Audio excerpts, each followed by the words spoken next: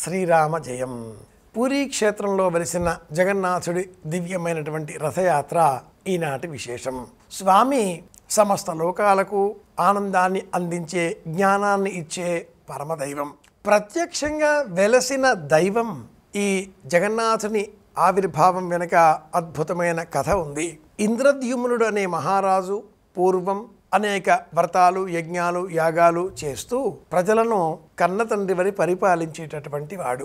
కృష్ణ పరమాత్ముడు లౌకికంగా ఈ దేహాన్ని విడిచిపెట్టే సమయం ఆసన్నమైంది అని తెలుసుకొని ఒక చెట్టు కింద కాలు మీద కాలు వేసి ఆ కాలు ఊపుతూ పరమచిద్విలాసంగా పిల్లల గ్రోవిని మ్రోగిస్తున్నాడు.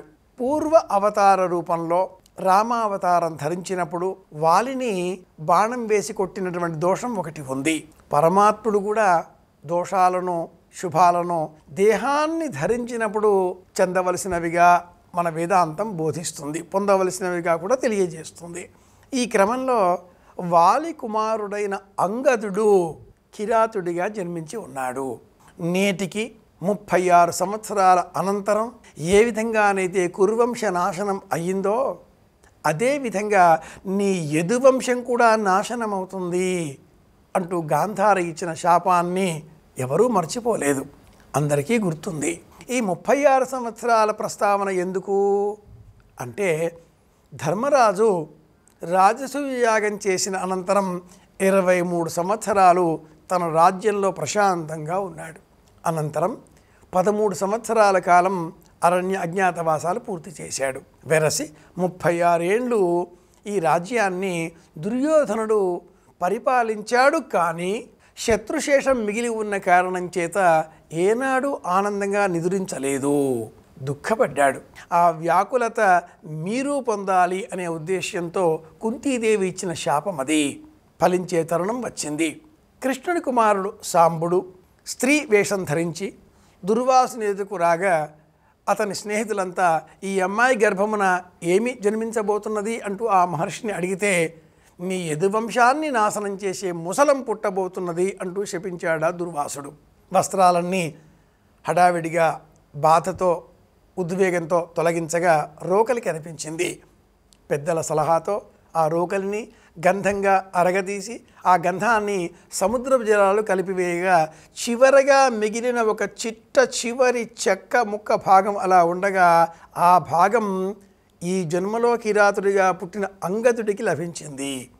ఆ చెక్క ముక్కను తన అమ్ముల పొదిలో బాణానికి గుదిగా సిద్ధం చేసుకున్నాడు అతడు.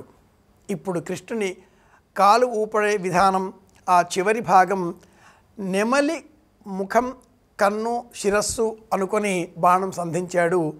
కుడికాలి బొటన వేలులో బాణం తాకగా దేహం విడిచిపెట్టాడా పరమాత్ముడు. అందుకే మనవారు కాలిపైన కాలు వేసుకొని కాలు ఊచరాదు అని కూడా తెలియజేస్తూ ఉంటారు. ఆ దేహం అనంతరం కిరాతుడు కొండపైకి తీసుకువెళ్ళి పూజించాడు. ఆ తదుపరి ఇంద్రద్యుమ్న మహారాజుకు వివరాలు తెలిసాయి. ఇంద్రద్యుమ్న మహారాజు కృష్ణ పరమాత్ముడికి వేప చెట్టుతో నిర్మించిన ఆలయమే నేటి ఒరిస్సా పూరీ క్షేత్రంలో ఉన్న జగన్నాథస్వామి ఆలయం. ఆలయాలలో దేవేరీ సమేతంగా పరమాత్ముడు కనిపిస్తాడు. కానీ ఈ ఆలయంలో సోదరీ సోదరులతో కనిపిస్తాడు కృష్ణ పరమాత్ముడు. సోదరి సుభద్ర, సోదరుడు బలరాముడు. నీలాచల నివాసాయ నిత్యాయ పరమాత్మనే సుభద్ర బలభద్రాభ్యాం నిత్యశ్లోక ఆయమంగళం పుణ్యశ్లోక ఆయమంగళం. ఎలా చెప్పినా సుభద్ర బలభద్రతలో ఉన్నటువంటి ఆ కృష్ణ పరమాత్ముడు జగన్నాథుడు, జగత్తుకే నాథుడు. ఆ స్వామి దివ్యమైన రథయాత్ర ఈనాటి విశేషం.